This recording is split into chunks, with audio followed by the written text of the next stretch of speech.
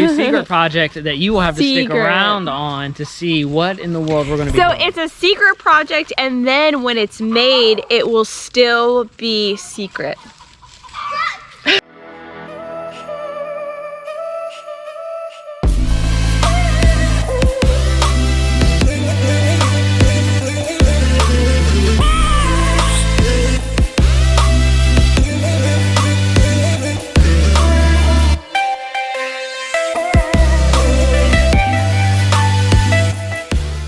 Good morning, Squeaky Tree family. Happy New Year. It is Sunday, first day of New Year's. I know we haven't seen you guys in a little bit. If you want to see how our Christmas went, stay to the very end, and we've got about 5 minutes to show you some of our Christmas day. We hope you have a wonderful start to your new year. Today's video is all about our medicinal garden plan, and we're going to first explain why in the world we're even doing one. So it is rainy outside.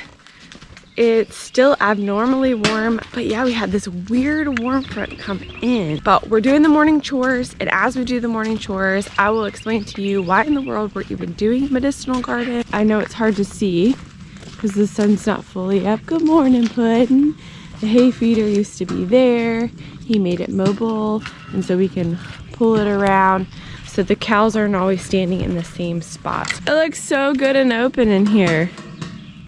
Yeah, it does. Good job. Good morning, Cookie.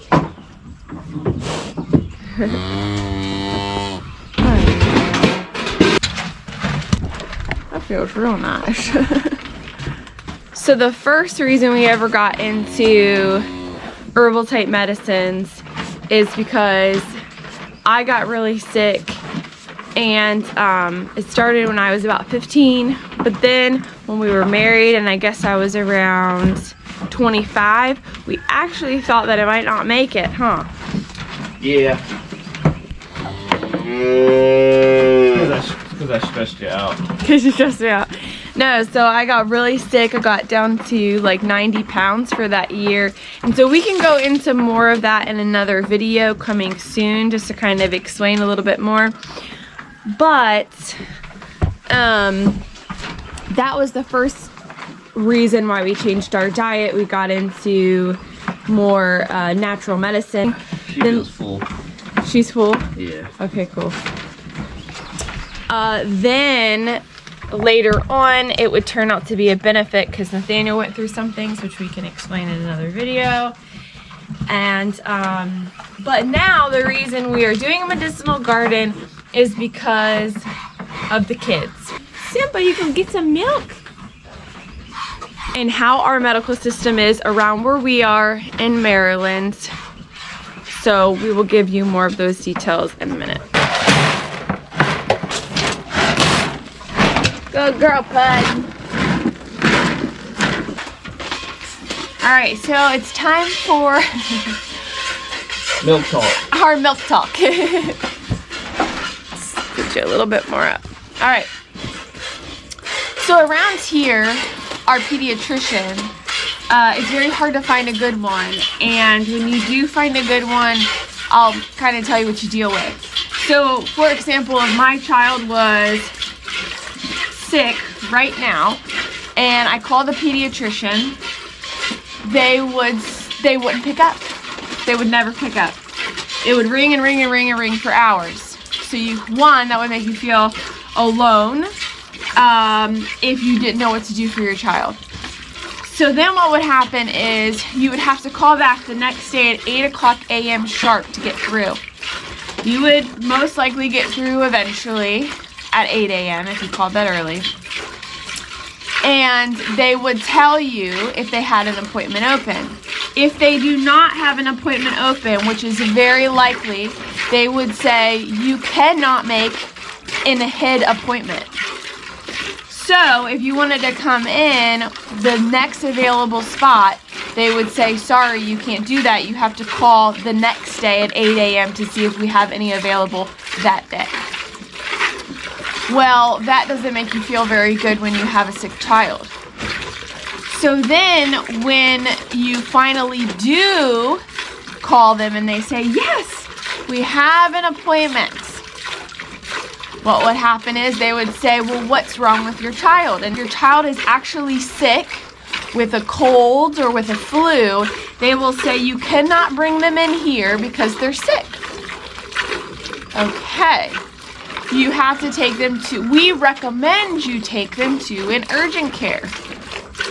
The way our urgent cares are around here is you will wait for a minimum of 4 to 5 hours, whether there's one car in the parking lot or the whole parking lot is full. There will be a minimum of 4 to 5 hours. We have seen it over and over again. For our emergency rooms, a minimum of 4 to 6 hours. Absolutely no questions about it. Even if it's a true emergency. For example, our 2-year-old, when he was about 9 months old, he had an allergic reaction, was lethargic, turning gray in color. They made me wait in the parking lot over 4 hours. I still had not heard from them because it was during COVID. I still had not heard from them. The episode ended up passing and I ended up leaving and figuring out that was an allergic reaction all by myself. So this is the medical system that we are dealing with around here. So because of that, first I want to say that we are not against the medical system. We believe that sometimes pharmaceutical drugs and sometimes surgery is absolutely necessary. But also because of that, we want to make sure that if we are unable to get to medical professionals, that we are able to do something to help our children. And so that is why we have, we're looking more into, and we are going to be creating a medicinal garden so that we can take care of a lot of things here. There you go, Simba. Here's your mooch. All right, I'm gonna head in. You like the, I love it. I love it, love it. Mobile, I know what you mean. Looks so good. Was there, now here. So we gotta go inside, get ready for church. Then after church, we will talk about our medicinal garden plan. So excited for it. Our wheat is doing good.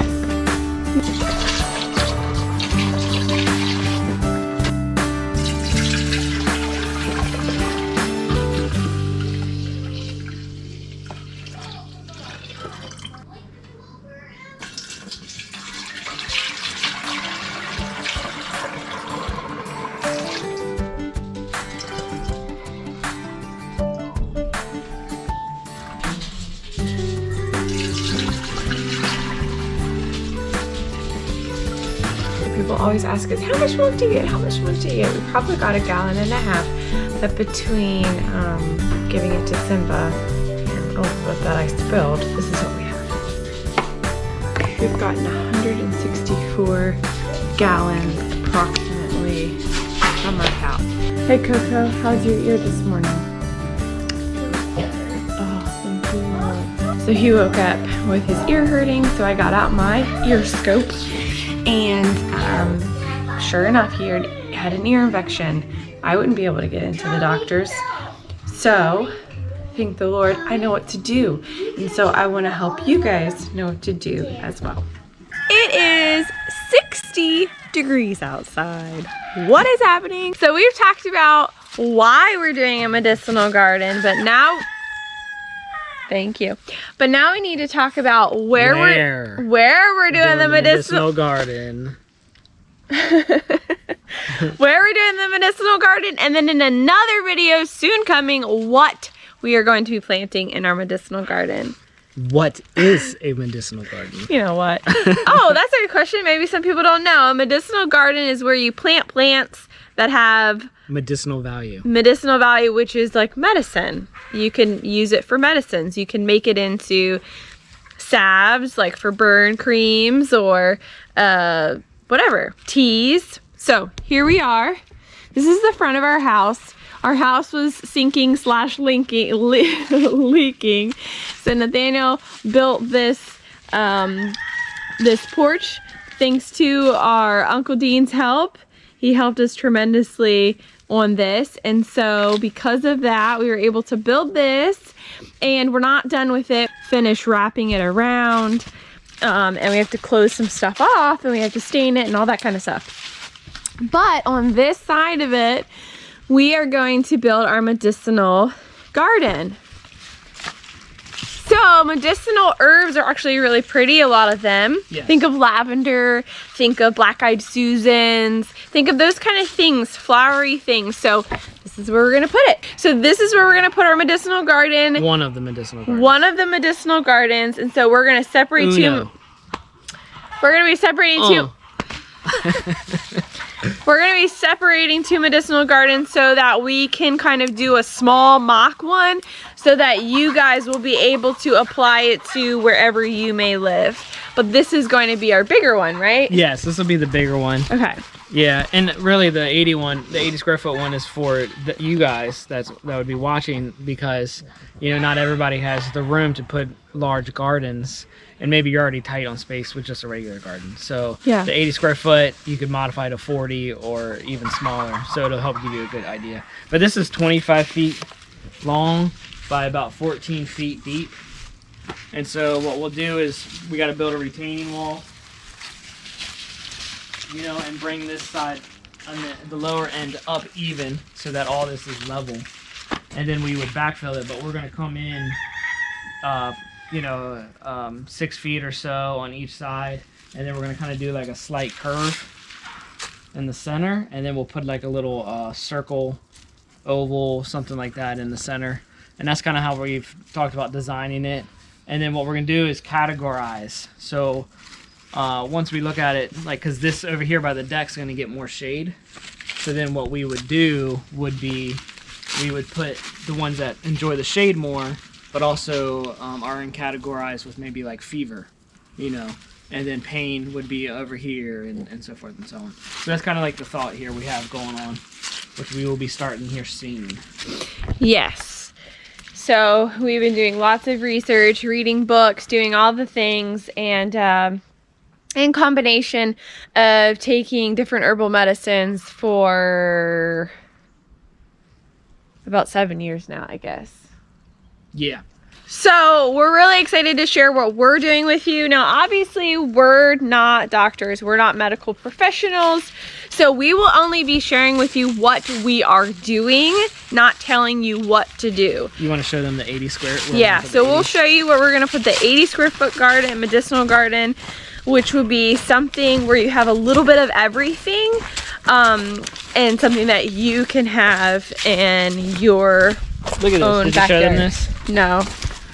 So I bought heat tape to wrap around this during the winter, and I completely forgot to do that. And when it hit single digits, it blew this to smithereens. So I came out one morning and water was just gushing down the whole day.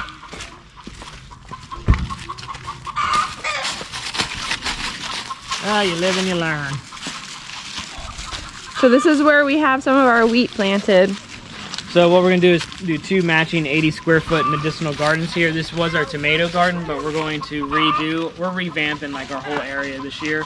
So that's why you definitely stick around, because it's going to be fun to watch. But we're going to do 80 here and like 80 there, roughly. And we're going to use those as a good example of what you could do at your house, because it's smaller and manageable. She was eating some of the wheat. That's fine.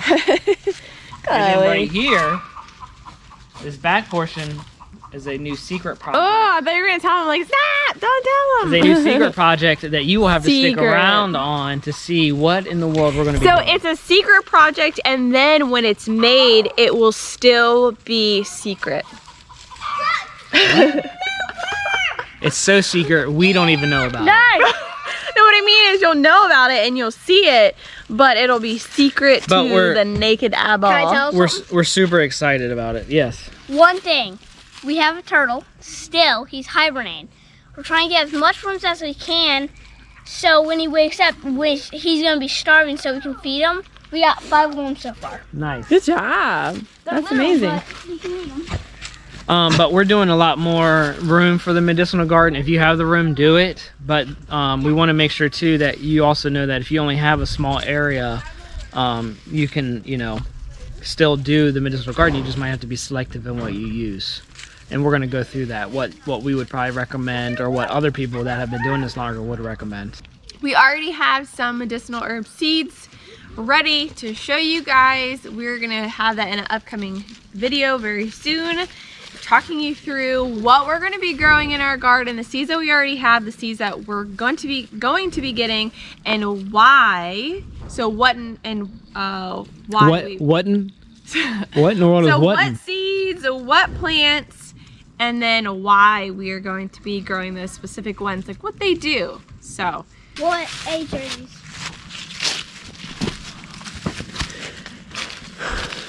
I have no idea what those are. All right, so now we have some bonus footage for you guys if you stick around of Christmas Day. Just a little bit of it.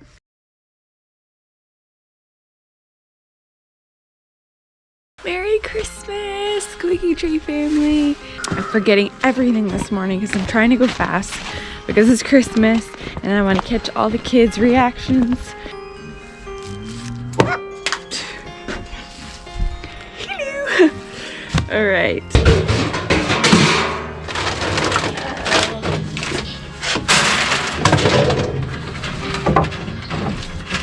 Guys, this cold is ripping right through my jacket. Oh, wow.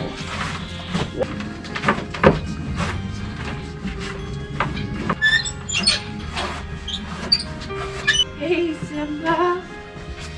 Are you cold, boy? Say Merry Christmas, everybody.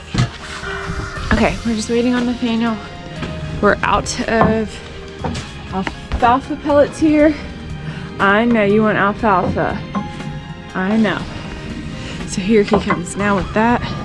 You read my mind. He don't talk much in the morning.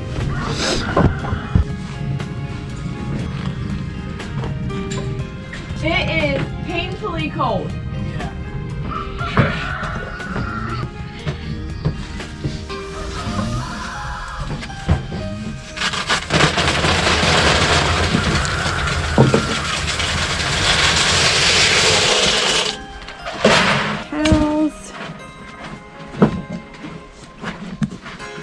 Thanks for putting all those new towels in here. Oh, you're welcome. So it's 16 degrees out. This is what you're getting.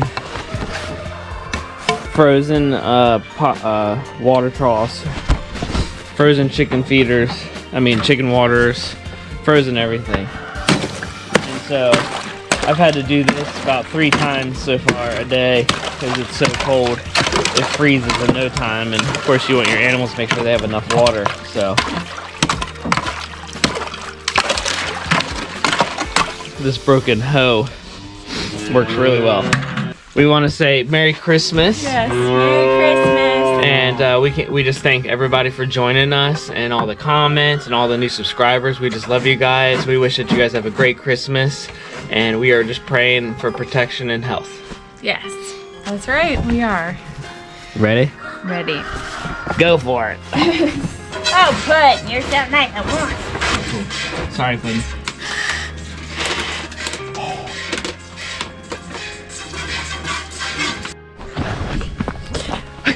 I'm running back in for 2 reasons. Main reason is to see the kids. The second reason is because I'm frozen. You ready, Pepper? Pepper, come on! Come on! Come on! I hear some people. I'll show you their reaction. Before you see what I wanted you to show, Santa came. Look how much presents he gave us.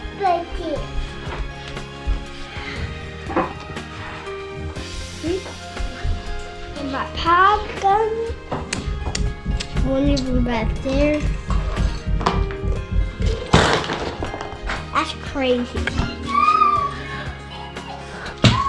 Santa came? Santa came? Are you excited? I know. Oh, that was from Aunt Nene, huh? Yeah, she sent it to you? Yeah. All right, so I got to see Eli's reaction, Cody's reaction, Matthew's reaction in the middle of the night when he got up. Do you think you have a present under there with your name on it? You think? Yeah, he has like 5. Yeah, 9. Is it? Oh.